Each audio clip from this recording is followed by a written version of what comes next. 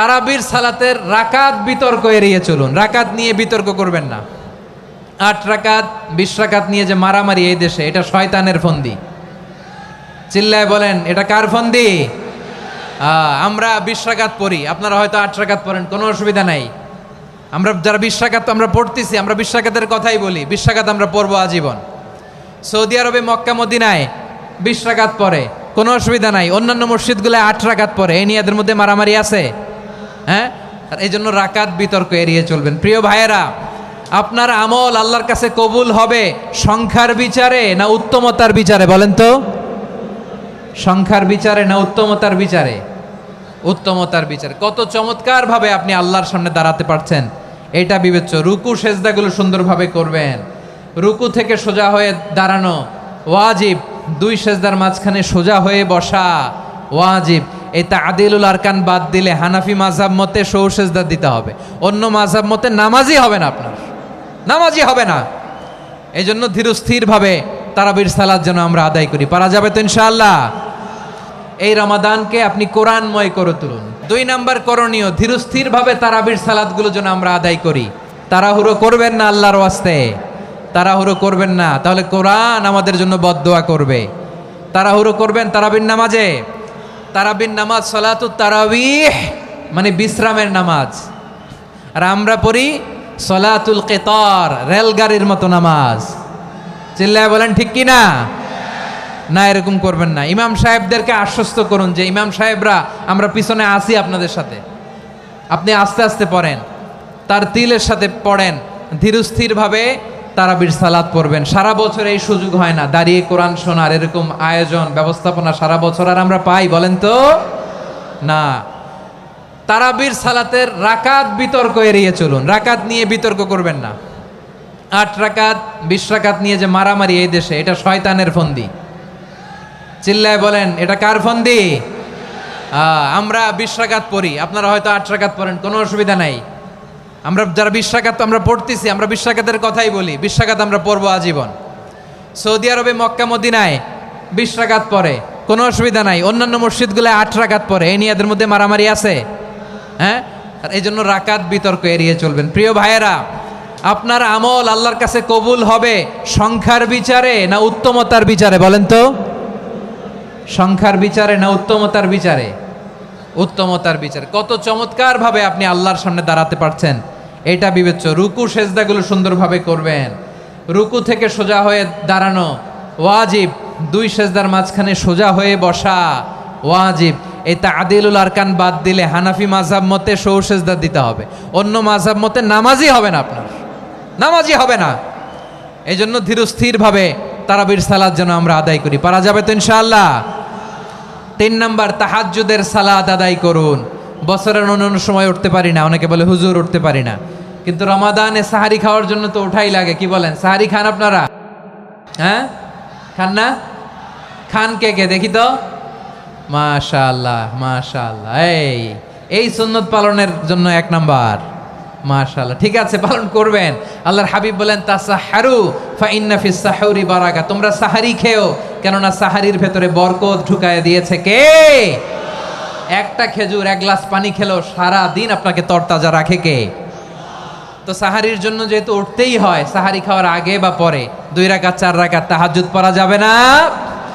রব্বুল আলামিন বলেন, ওয়ামিনাল লাইলি ফাতাহাজ্জাদ বিহি নাফিলাতান লাকা আসা আইয়াবআসাকা রাব্বুকা মাকামান মাহমুদা। ও নবী, রাতের কিছু অংশ সময় তাহাজ্জুদের সালাত আপনি আদায় করবেন, কারণ এই তাহাজ্জুদ হলো আপনার জন্য নাফিলাতাল লাক, অতিরিক্ত ফরজ।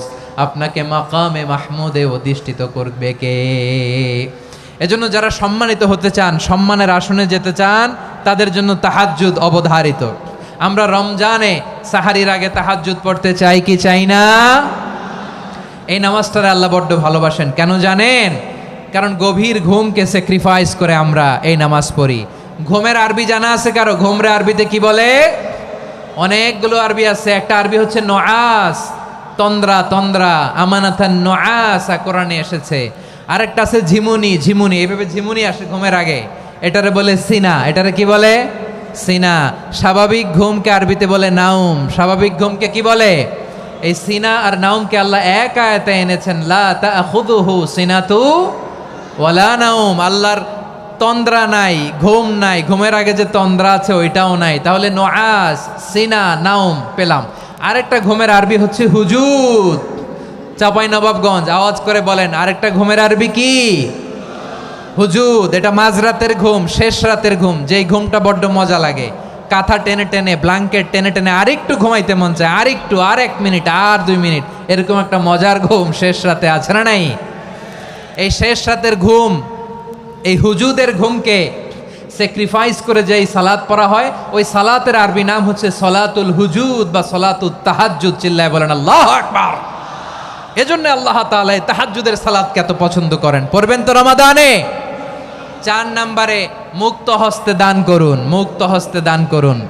ওয়ামা আতাইতুম মিন যাকাতিন তুরিদুনা ওয়াজহাল্লাহি ফাউলাইকা হুমুল মুদঈফুন। তোমরা মনে করো না যাকাত দিলে তোমাদের সম্পদ কমে যায়, এটা ভেবো না। বরং তোমরা আল্লাহর খুশির জন্য যে যাকাত দাও, তারপরে তোমার যে সম্পদ থাকে ওই সম্পদের মধ্যে প্রবৃদ্ধি দান করে কে? আপনি মনে করছেন দিলে কমে? চাঁপাইনবাবগঞ্জের ভাইয়ের আওয়াজ করে বলেন, দান করলে কি সম্পদ কমে নাকি বাড়ে? আওয়াজ করে বলেন, কমে না বাড়ে? বাড়ে। যেটা দান করেন, কামাসালি হাব্বা আম্বাতাত সাবআ সানাবিলা ফি কুল্লি সুম্বুলাতিন মিয়াতি হাব্বা। 1 টাকা দান করলে এটা চারা বীজের মতো, রূপে দিলে 7টা শীষ, প্রতি শীষে হয় 100 শস্য দানা। আল্লাহ যারে চায় এরকম বাড়ায় দেয়, প্রবৃদ্ধি দেয়। সুবহানাল্লাহ। এজন্য মুক্ত হস্তে দান করতে রাজি আছেন? আগে আগে যাকাত ক্যালকুলেট করে রাখেন। আপনার যাকাত বর্ষ যদি পরেও হয়, দেরি করেও হয়, ধরেন যে প্রতি বছর মুহররমে দেন, আপনি আগে দিতে পারবেন। যাকাত অগ্রিম আদায় করা যায়। সুবহানাল্লাহ বলেন। বিষ্ণু ইসা ইসলাম রমাদানে এত দান করতেন, কানা আজওয়াদান নাস, কিন্তু রমাদানে আজওয়াদুন নাস আজওয়াদু বিল খাইরি মিনার রিহিল মুরসালা। প্রবাহিত বাতাসের চেয়ে বিশ্বনবী আরও বদান্যতা বেড়ে যেত। প্রবাহিত বাতাস যেমনি সবাইরে বাতাস দেয়, আস্তিক নাস্তিক মুমিন কাফির সবাইকে শীতল করে দেয়, তেমনি নবীজির রমাদানের দান ছিল এমন, কেউ নবীর কাছে চেয়ে ফিরে গিয়েছে এর নজির নাই। জোরে বলেন সুবহানাল্লাহ। রমাদানে দান করব, ইফতার শেয়ার করব। কাউকে ইফতারি করালে সারাদিন রোজা রেখে তার যে সওয়াব, আপনি ইফতার করানোর কারণে আপনার আমলনামায় ওই সওয়াব আল্লাহ ঢুকায় দিবেন। পড়েন সুবহানাল্লাহ। সাহাবারা বললেন, নবী আমরা গরিব মানুষ, ইফতারি খাওয়ানোর পয়সা নাই। আল্লাহর হাবিব বললেন, ওয়ালাউ বিমাজকাতি লাবান, 1 ঢোক দুধ, ওয়ালাউ বিতামরা, 1টাও খেজুর, ওয়ালাউ বিশারবাতিমা, 1 ঢোক পানি খাইয়েও যদি কারো রোজা ভাঙাও, তারপরে ওই সওয়াব তোমার আমলনামায় দিবে কে?